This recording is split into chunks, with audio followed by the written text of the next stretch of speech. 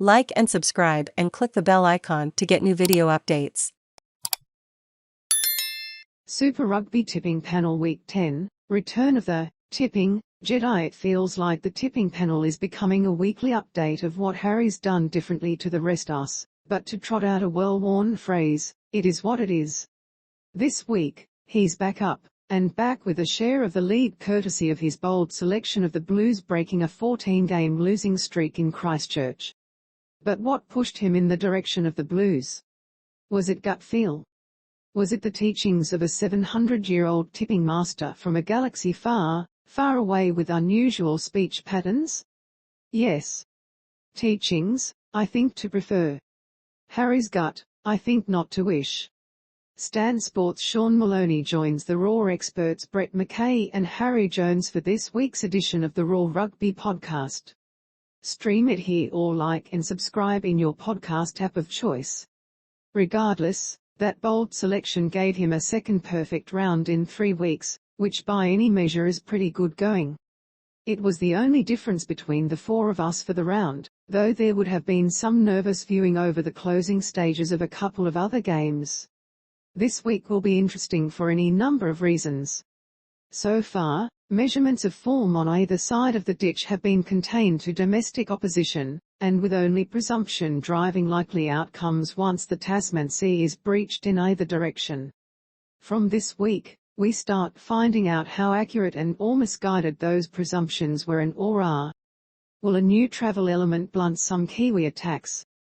Do injuries to the Reds mean the Brumbies are the only Australian team most likely, or are the Erratas and Rebels ready to spring their own surprise? Can the Hurricanes and Highlanders turn their middling form around? And will Mona Pacifica really start a run of 4-5 wins over Australian and Fijian opposition?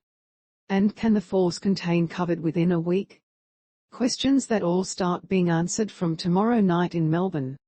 Last week Harry 5, the rest of us 4 overall, Brett 38, Harry 38, the crowd 38, Jeff 36, Digger 34. A note on this week's tips news of the postponement of the Mona Pacifica Western Force game again came after Harry and Digger had both sent their tips through. Again, their words for the affected games have been removed, but the tips remain in the table for the sake of keeping record.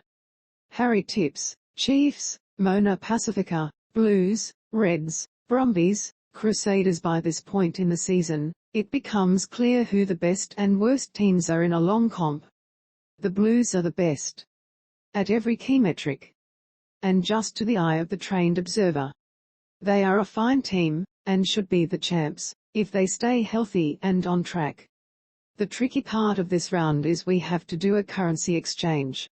I put it at $1 Kiwi buys $2 Aussie. So the only NZ teams at long-term risk are the Lowlanders and the unlucky Mona, who have played a match about every 4 days for the last 23 days against the world's fastest clubs. But the Reds look rough. The Erratas are not good enough, yet, to defeat the Chiefs, even with the world's current best Ginger 10. The Blues duo is a mismatch of epic proportions, but there will be no lack of heart. The rowdy Reds will eke out a win, as they have all season, over the flaky Canes who are not being very law-abiding and smart at set-piece. The Clan will be stampeded, yet somehow be in the fight and almost win, but lose to a contentious call. Aaron Smith will use potty language. The Rebels will catch a monumental hiding from the furious Crusaders. Sure thing, the manufacturers of the official Super Rugby Pacific red card will triple their inventory. They use new, fresh ones for each player.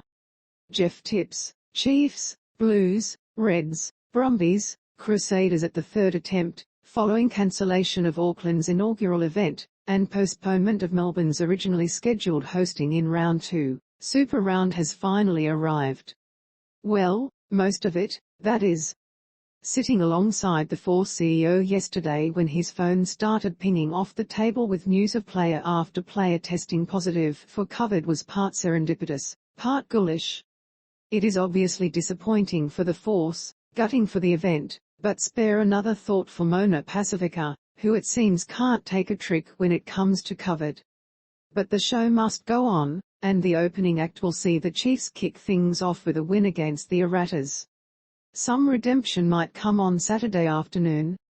As good as the Fijiana Drua have been, and they've been very good, the Erratas women would have learned plenty from their recent loss about how to impose structure on the match, and may well be ready to turn the tables.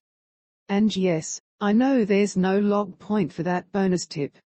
The Blues are 3 classes above the Drua, but things get more interesting for the late match. I'm expecting it to be a ripper and give the edge, just, to the Reds. A second,